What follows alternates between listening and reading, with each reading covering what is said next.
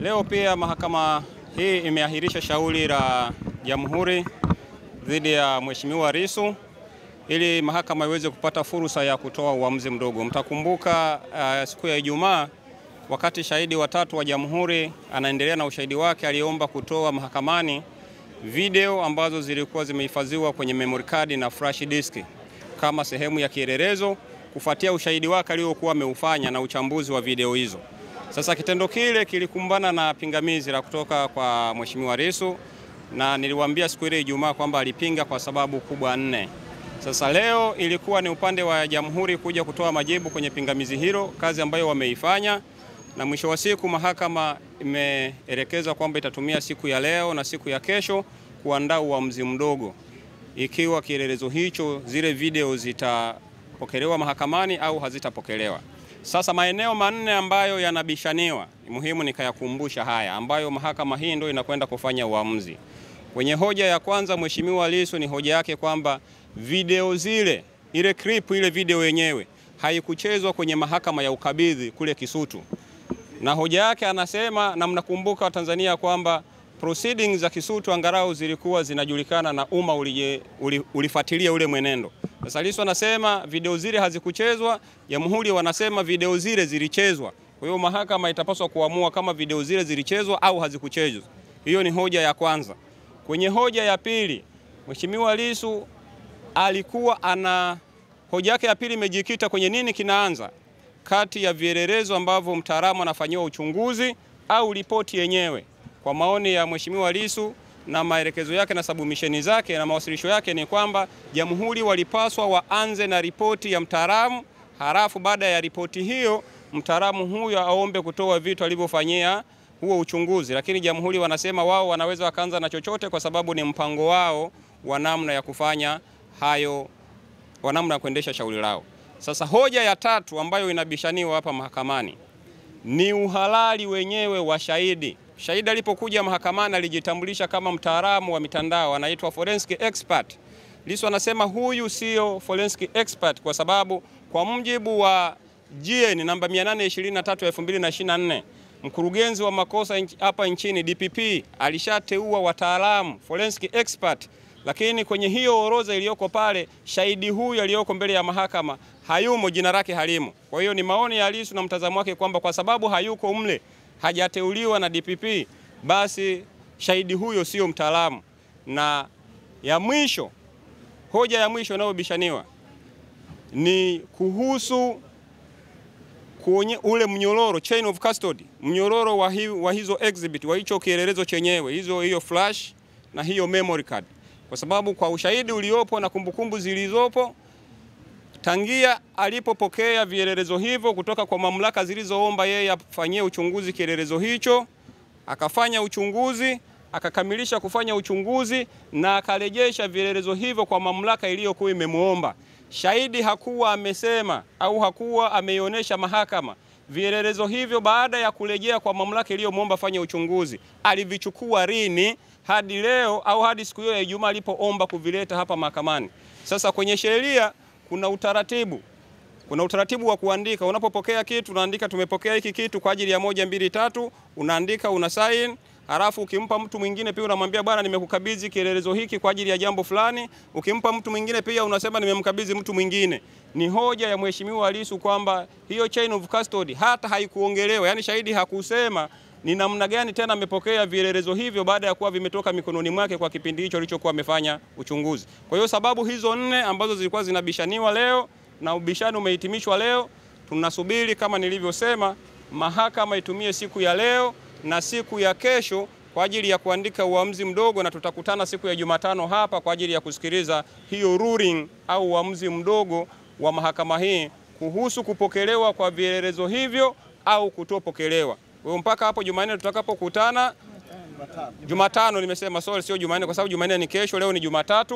Kwa hiyo mahakama leo Jumatatu, siku iliyobaki wanafanya hiyo kazi. Kesho Jumanne wataendelea kuandika huo uamuzi, na siku ya Jumatano tutakutana hapa Mahakama Kuu kwa ajili ya kusikiliza uamuzi huo wa mahakama. Na ni saa 3 asubuhi kama kawaida, wale ambao tunakuja mahakamani tufike kwa muda huo. Asanteni sana. Mahakamani na wakili wa serikali Nasoro Katuga kusema uongo wa wazi mahakamani, kusema kwamba zile video zilichezwa pale Kisutu na ule ushahidi ulisomwa pale Kisutu na mahakama ile ya Kisutu, wengi wetu tulikuwepo mahakamani. Kwa kweli ni jambo la aibu sana. Itakuwaje katika mengine mengi kwenye shauri hili?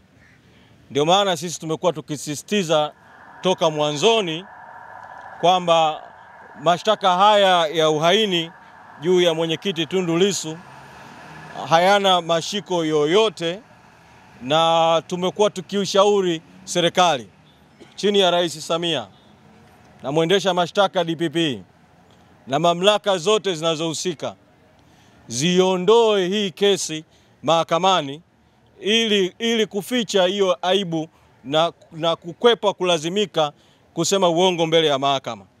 Sitasema ya ziada zaidi kwa sababu mahakama itakwenda kutoa uamuzi kesho kutwa.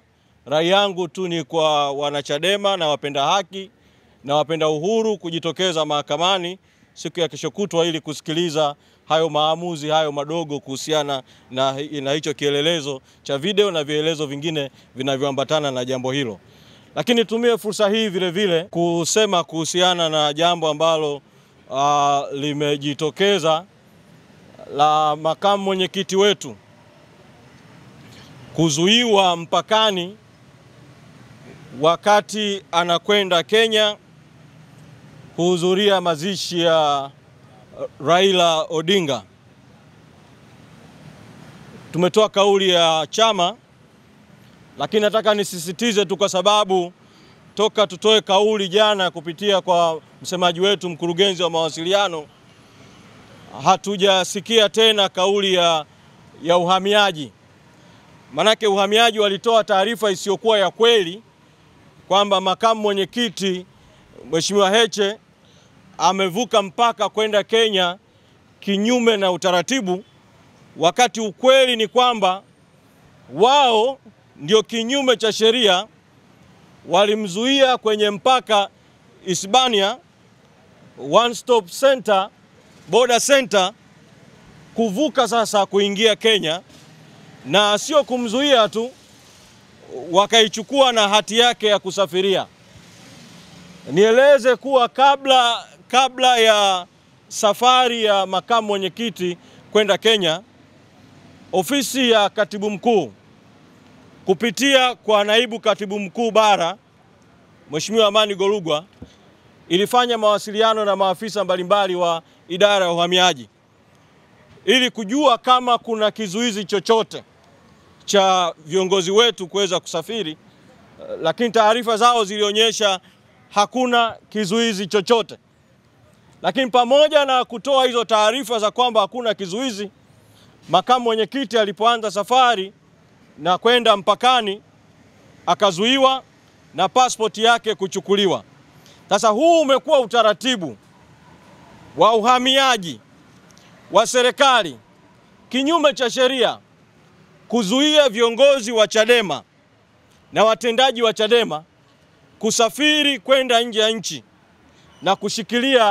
na kushikilia pasipoti zao. Mheshimiwa Heche ni kiongozi wa 4 kuzuiwa. Haiwezekani kwa mfululizo viongozi wote hawa sababu ikawa moja kwamba wanakwenda nje kinyume na utaratibu. Kusafiri kutoka nje ya mipaka ni haki na uhuru kwa Watanzania wote wenye passport halali za nchi yetu. Iwapo kuna zuio haramu, na hilo zuio linahusu viongozi gani? Lakini katika hatua hii nitoe mwito kwa jeshi la uhamiaji, idara ya uhamiaji, kurejesha passport ya makamu mwenyekiti na kufuta hiyo kauli yao walioitoa hadharani ambayo haina ukweli kwamba alikwenda nje ya nchi kinyume na utaratibu. Nihitimishe kwa kusema vile vile kwa wanachadema nchi nzima na kwa Watanzania. Kuna jambo linaendelea hivi sasa na bado wanashikiliwa kinyume cha sheria, nje ya haki za kisheria. Tumekwisha elekeza mawakili wetu, kurugenzi yetu ya sheria, kuwasiliana na mawakili wengine walioko Kagera ambao toka viongozi walipokamatwa wamekuwa wakishughulikia swala lao kwa kujitolea kule na wananchi wenyewe, na kwa kweli nawapongeza sana. Tumekwisha elekeza washauriane kwa haraka kufungua mashauri mahakamani ya habeas corpus ili serikali ilazimishwe ama kuwaachia huru, au kama wanajiona wana kesi ya msingi basi waweze kuwapeleka mahakamani tuweze kupambana kwa haki. Rai yangu kwa wanachadema na rai yangu kwa wananchi, mambo haya yasitutie hofu kuendelea kushikilia msimamo wetu wa kwamba no reforms, no election. No reforms, no reforms. Asanteni sana.